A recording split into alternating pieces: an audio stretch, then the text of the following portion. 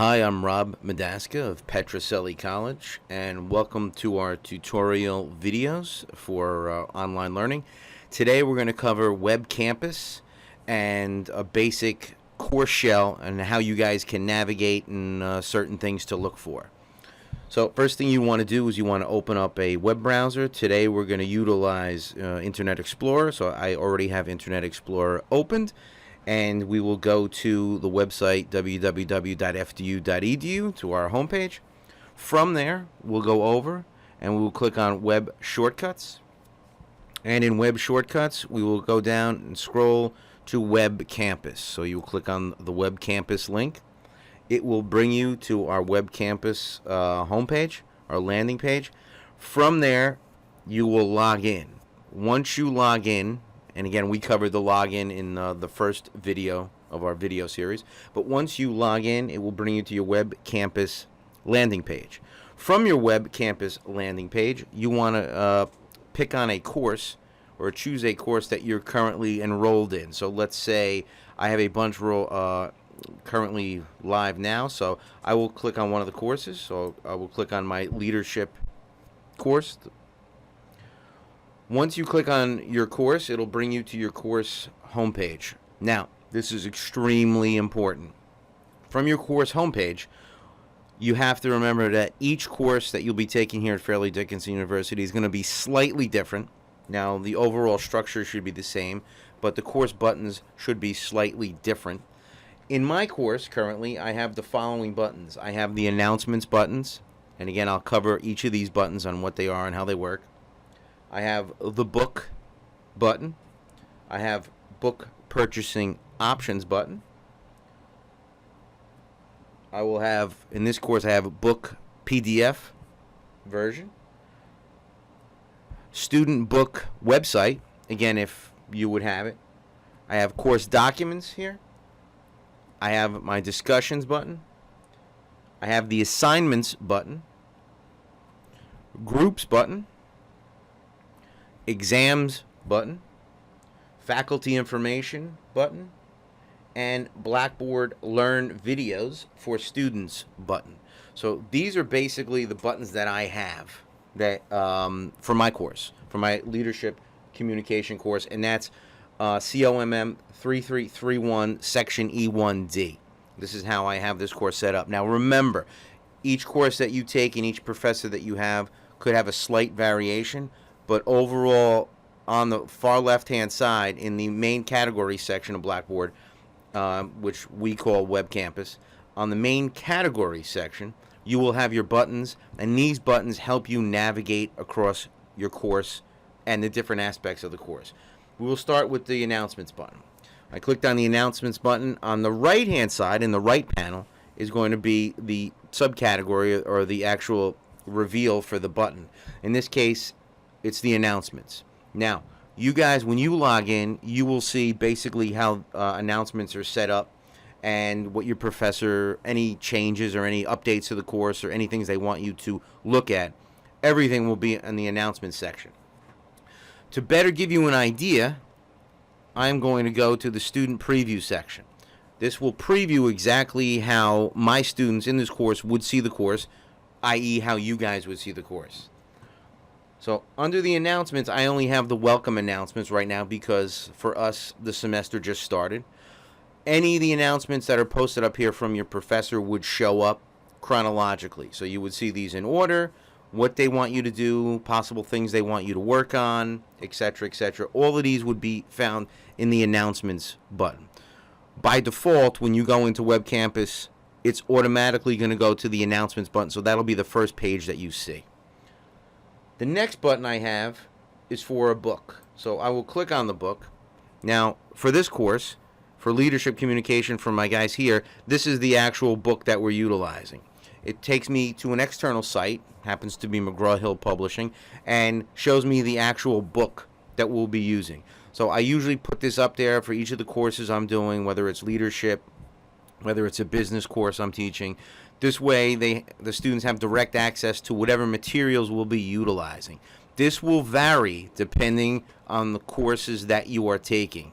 So, again, this is something that some instructors will post up top, below, but book information is vital, and that'll basically be up on your WebCampus site. Going down to my other options, book purchasing site, and then the book PDF. I won't click on those because those will take me to the exact same section, or they'll go for the exact same book. So rather than be redundant, I'm trying to give you guys a quick overview of how it's set up. I'll bypass these. Same thing with student ebook site, because that'll take me to the electronic book site. But all of these are basically the book. They're all different versions of the book, which I give my students, so it gives them options on how they want to utilize the book for this course.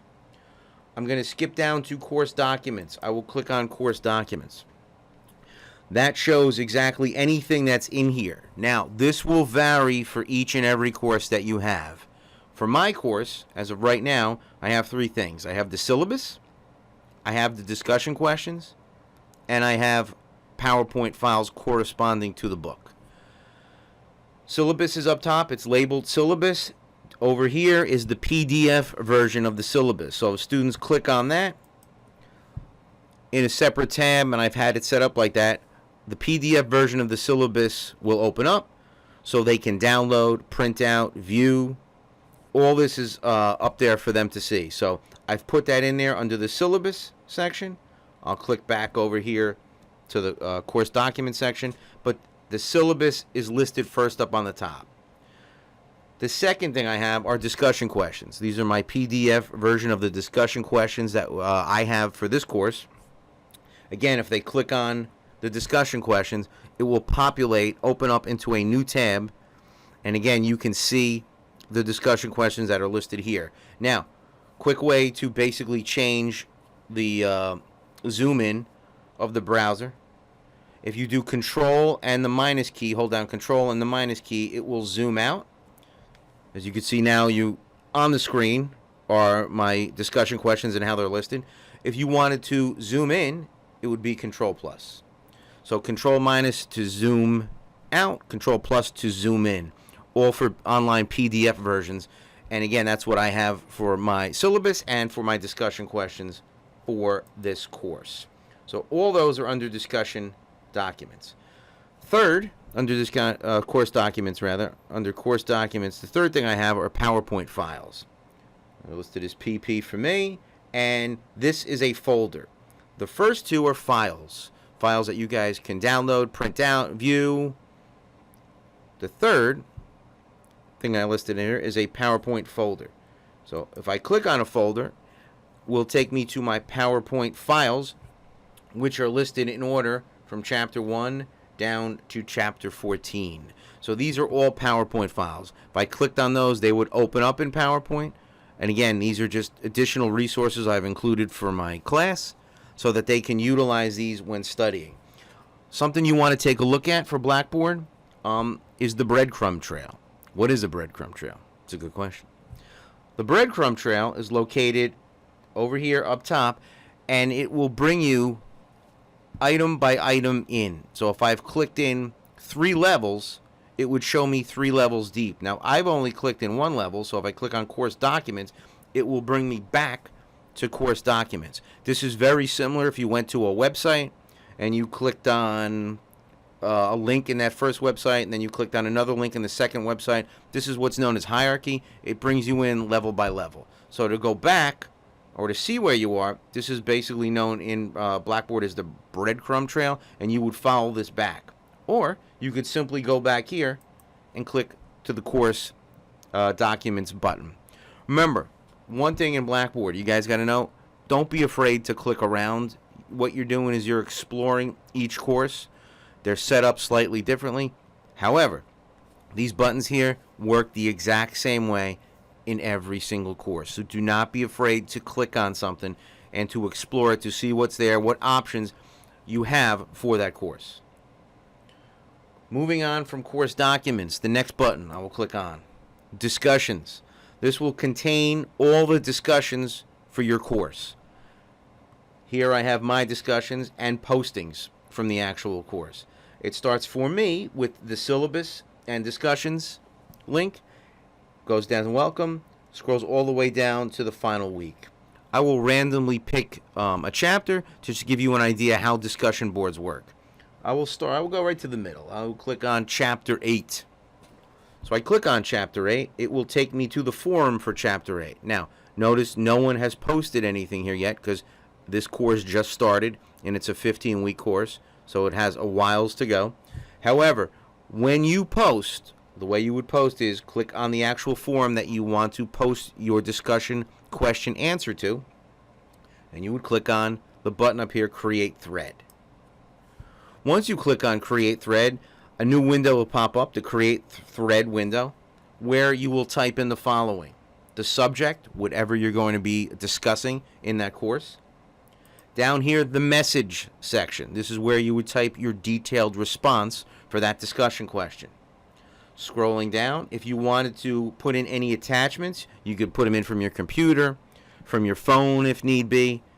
Once you're finished, you can either save draft, which means you can go back and edit it at a later time, or you can click on the submit button, and that would submit your response for that corresponding discussion question. This is how the discussion board works, and week by week, this is what you would do to increase interaction. Now, since I'm not going to be posting, I will click on the cancel button. It will bring me back to the actual thread that I was about to start. Now, I want to go back and look at the discussion board overall questions again, since I'm not going to be posting here. You can either use the breadcrumb trail up top, or you can go back here and click on the discussion button. And again, it could be named discussion board, discussions. All of these are roughly the same thing and work roughly the same way. Takes me right back to the discussion board window and shows me again all the questions and how they're set up. Now again, each professor, each course, discussion questions are treated and run differently. However, the way you respond and the way you post your answer is exactly the same way. Moving along, I will click on the assignments link. The assignments button over here contains all the assignments for my course, which start with the welcome for the course, Chapter 1 down to Chapter 12. So for our course, in this course that I have 13 assignments that are listed as of right now. These are where your assignments would be. Now, your instructor may utilize this button. They may utilize it in a different way, but the way it works is that when you're submitting assignments online, you're taking something usually you've set up ahead of time, like a Word document, or if you were uploading something in Notes or in something from a Mac, same type of way, you would submit them somewhere in the course, but it would be an assignment. Now, how do you submit an assignment? I'll click on Chapter 4 to submit this assignment, to give you an idea of exactly how it would be submitted. At the very top, it tells you the due date, tells me possible points for this assignment, and it gives me information on the assignment itself.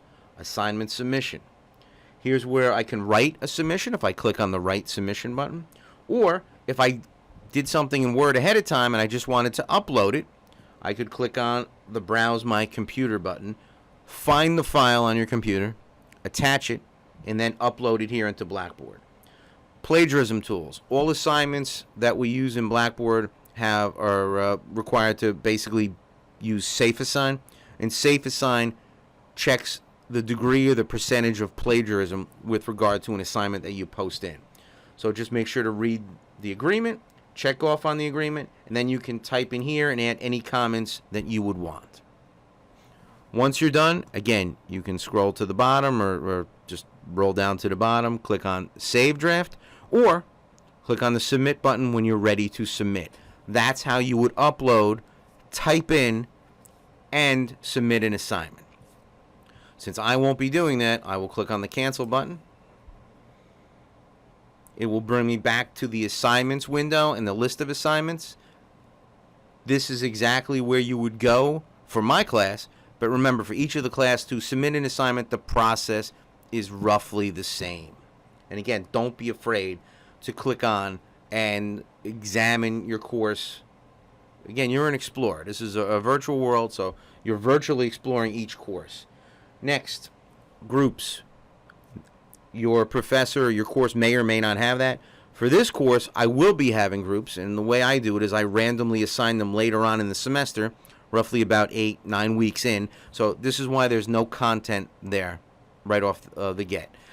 If you go to a button and there's no content in that button, that means your professor or instructor has not uploaded or created anything in there yet. So periodically check just to make sure that nothing actually goes in there. And again, your syllabus should, in detail, give you line by line exactly everything that's going to be covered for that semester. Next button I will click on is exams.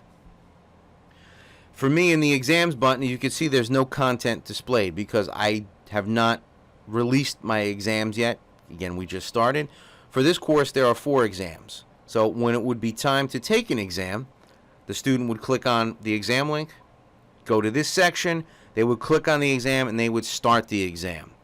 Now, what does an exam entail? That depends on the course. We will be doing a complete separate video on the different types of exams and things to expect. But again, I can't reiterate enough. Any questions you might have, reach out to your instructor. They will gladly help you to get any of this technical stuff done so that you can have your experience as smooth as possible with taking courses here at Petrocelli.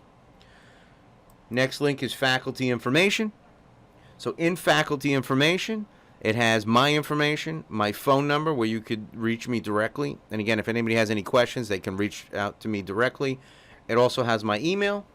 And to the right-hand side, it has my picture, which really, really loads completely slowly. But there's me. That's who I am. Okay? So if you have any questions, never hesitate to reach out to me, and I will help you as best as I can. Next link is an external link. It is basically links to Blackboard Learn videos for students.